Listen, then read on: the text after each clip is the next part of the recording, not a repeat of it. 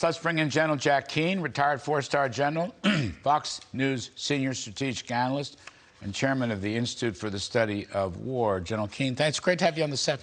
Yeah, it's great to be here, Larry. Good to see my dear friend in person. It's better than the back of a truck. It's got to be nicer. It is much better. Cup of coffee, glass of got it. Anyway, thank you. Let me just follow through on what Jeff Paul is saying. So the big story in recent days has been Putin as a war criminal, massive war crimes, horrible things that we've seen with, bodies buried in graves, men, women, children, elderly, and so forth and so on. My question to you, sir, is how does that change the political situation around this? Does it worsen Putin? Does it make Zelensky's pitch better? Has it made, do you think, President Biden more aggressive? What's the impact of this war crime horror show? Yeah, that's a great question. And I think in terms of President Zelensky, it strengthens his hand. Obviously, Russia is a morally bankrupt country executing these horrors right before our eyes. But the reason it strengthens his hands is because he can say and is saying, we want to stop the barbarism, we want to stop the killing. Give me all the tools to drive the Russians out of my country.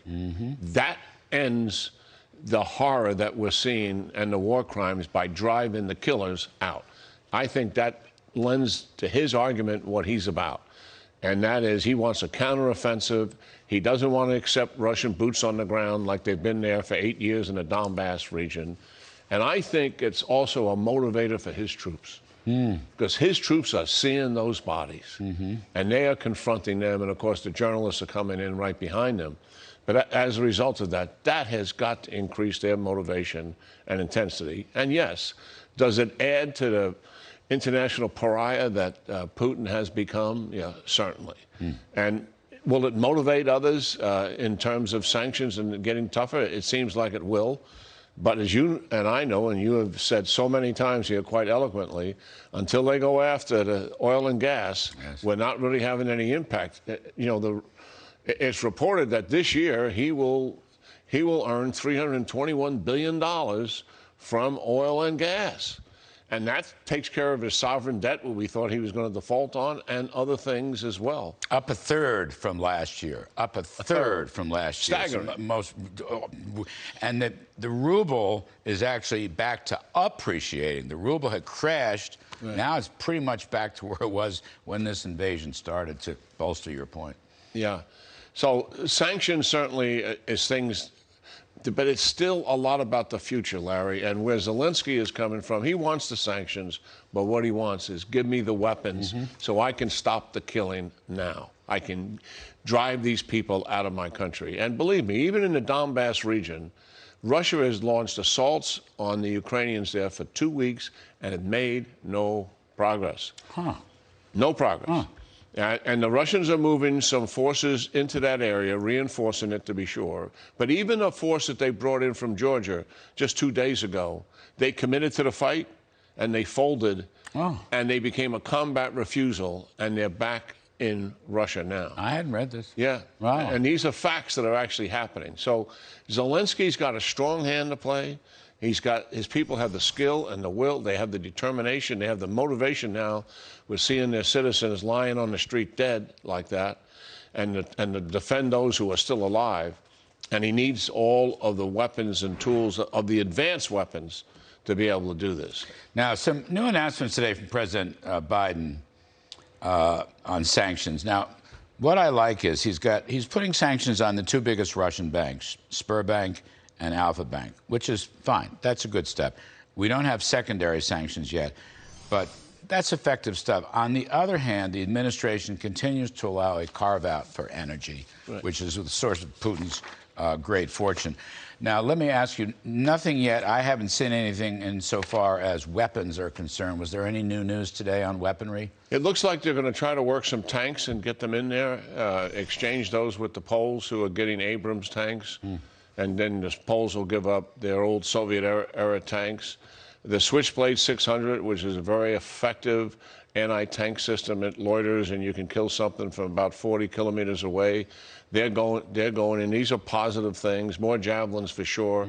But and there's a big but out there, we still need the air defense systems. We still need the MiGs, the combat aircraft. If you're going to conduct an attack, Larry, and you're going to put your tanks in the lead with other armored vehicles supported by artillery, you want to use those MiGs in support of them, in support of that ground attack. Use the air defense systems to protect those MiGs. This all is about conventional, high-end combined arms warfare. And Zelenskyy and his generals truly understand this. And that's why they want those systems. So, last point on this. Those weapons are about winning the war in Ukraine. We had the former Russian chess master and human rights activist Garry Kasparov, well-known guy, lives in the States now. He was on the show a couple nights ago, sir, and he said, you know, a victory in Ukraine will wind up dumping Putin in Moscow, that will be the key to regime change. Ukraine wins in Ukraine, they hold their sovereignty and independence, Putin is finished. And I wanted to ask you what you thought about that analysis, because we've never had a clear, definitive statement yet from President Biden that we want to see a Ukrainian victory in the Battle of Ukraine. No, they avoid that sense of commitment. I think has been very frustrating for all of us, certainly very frustrating for Zelenskyy. And I thought what's behind the U.S. strategy is, one, they definitely want to assist the Ukrainians. Two, but they do not want to provoke Putin. Right. And that fear is what handicaps us to this day in not getting all the weapon systems. And I saw him on your show, and I've read just about everything he writes. And he makes great sense, and he's got huge insight, you know, to the regime itself, even though he's living in this country. He's tangled with Putin. He's tangled with Putin. Has. Yeah. And he calls him for what he really is, a thug and a killer. And, well, most people would want that outcome. One, we want to achieve a victory here. Listen, it's going to be tough. This is nothing easy about this, but there is an opportunity, Larry, to win, where no one gave that opportunity a month ago. So that opportunity is there, and I say seize the opportunity. Yes. Go after the opportunity. And what a positive outcome that would be if Mr. Putin was out of office as a result of it. Right. With not one single American boot on the ground, not one single American troop on the ground in the Ukraine, a victory for Zelenskyy and his forces could rid the world of Vladimir Putin, and that has to be a fabulously good trade. Oh, think about it. Absolutely. Not one boot has to be on the ground the way this is set up. And you know, think of the warehouses of equipment that the 30 NATO countries have. What better way to protect NATO, which they're all concerned about now with Putin's aggression, than to destroy the Russian army in Ukraine? Wow. Is that a deterrence from NATO? You destroy that Russian army, that immediate threat to NATO absolutely goes away. Gosh. General Jack Keane, as always, sir, really, I'm so glad to see you in person. Great seeing you.